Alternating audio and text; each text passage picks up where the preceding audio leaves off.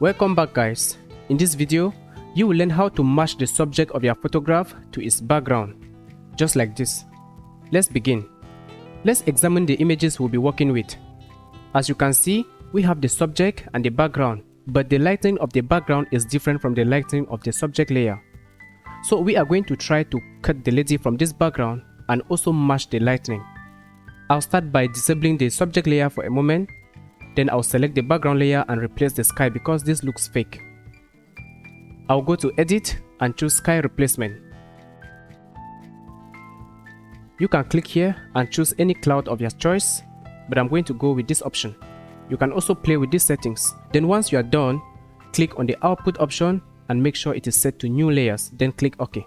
Now a new sky has been generated for us. Let's enable the subject layer. Make sure it is selected. Then I'll select the quick selection tool from here. Then click here and choose cloud details for better results. This option is available in the recent version of Photoshop. Then I'll just click here.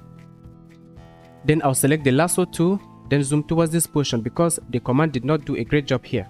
I'll hold down the Alt key, that will be the option key on the Mac, and simply trace around these portions to subtract those from the selection. Just like so. Then let's add a mask to it by clicking here. We need to scale the subject layer down, so Ctrl+T to transform, and let's just scale it down.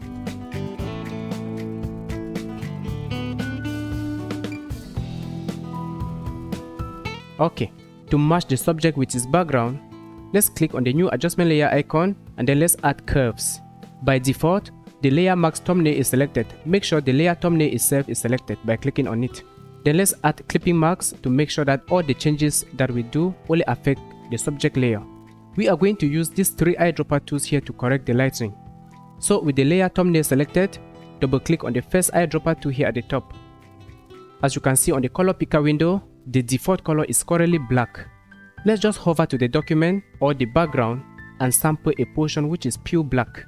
I think this portion is okay. I'll just click there once. Then I'll click OK. I don't want to save this as the default target color, so I'll choose no. Now I'll also click on the darkest portion on the subject, which is this portion here. And by doing that, let's see. This is the before, this is the after. Let's go to the next eyedropper tool. Let's select the one at the bottom here. So I'll sample this portion right here. By the way, as you can see, the default color is already white, so let's try to sample a color that is white. It's not pure white here, but it is close, so let's click OK. Let's do the same thing on the subject layer by clicking here.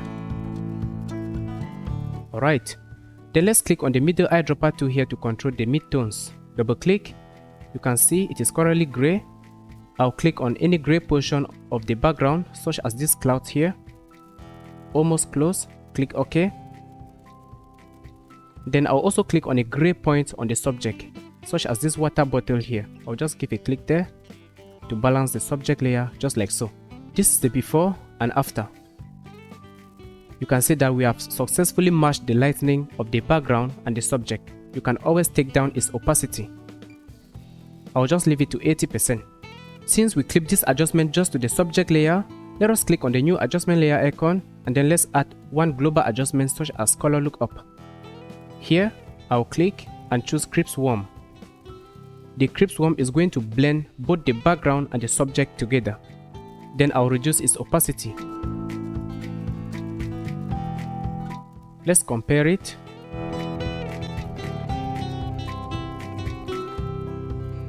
Looks good right now. By adding these adjustment layers, we also eliminated most of the blue in the sky here. Let's try to bring that back with a photo filter. Click on the new adjustment layer icon, then choose photo filter. I'll click on the filter option here and choose Cooling Filter 82 to bring back the blue. The intensity is too much, so I'm going to reduce the density here. The curves adjustment is too bright. Let's select it and reduce the opacity further.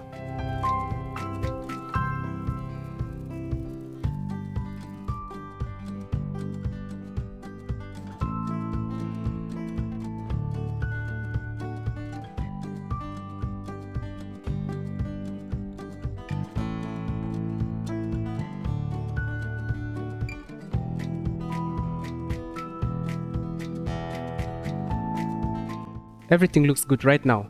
So as you can see guys, it is very easy to match the subject of your photograph to its background during compositing. Thank you so much for watching the video to the end, and I'm going to see you in the next one tomorrow. Bye bye.